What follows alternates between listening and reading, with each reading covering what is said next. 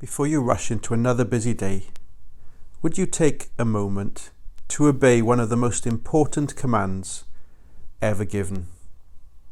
To which you might say, "Oh no, that's the last thing I need right now. A command to obey?" When we think of commands, we think of physical and mental activities that are going to exhaust us. But this command will not exhaust us.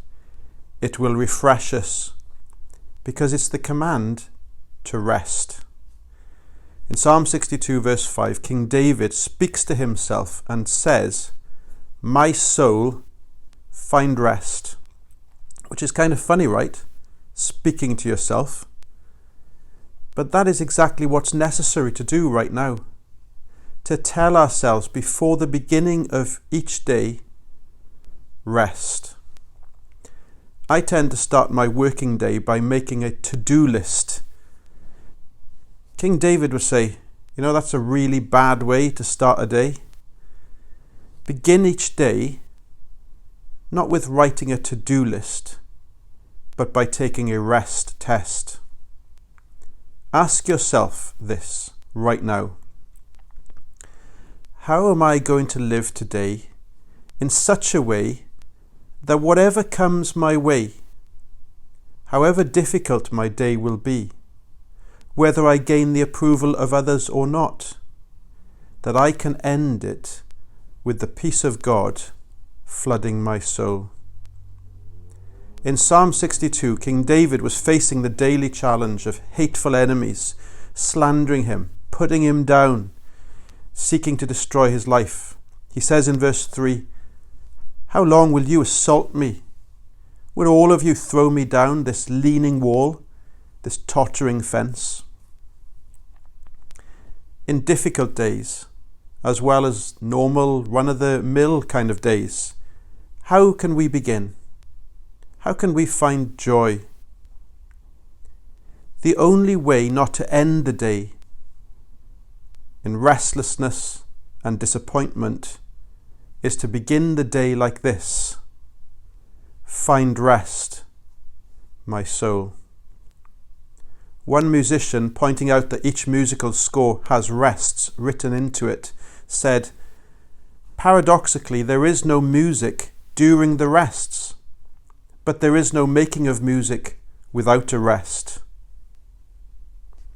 Do you want your today to be a day of joy, playing to the beat of the divine symphony, of the instruments that He has placed into your hands on this appointed day? Then you must write in the rests before you begin. Pastor C.H. Spurgeon once said, "Rest time is not waste time. It is economy to gather fresh strength." So how do we find rest for our soul? Well, in verse 5 we are told, find rest in God.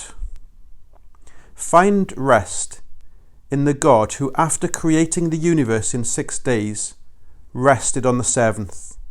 Not because He was tired, but because He was satisfied. He had accomplished everything that He had intended to do that week. Rest in His finished to-do list. He made the world and upholds the world with or without you accomplishing your to-do lists.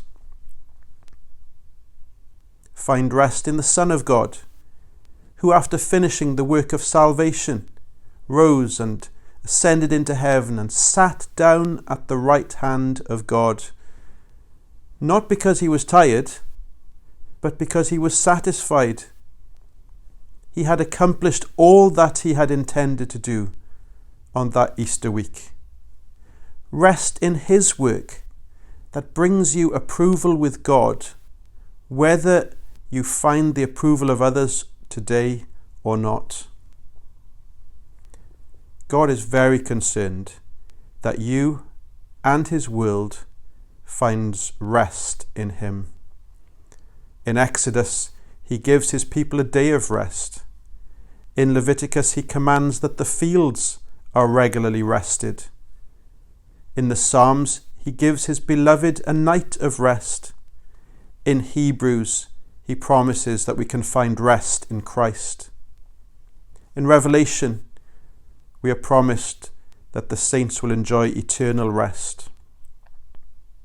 So before you go into today, have you reminded yourself that he is your rock and your salvation, that he is your fortress, so that you shall not be shaken.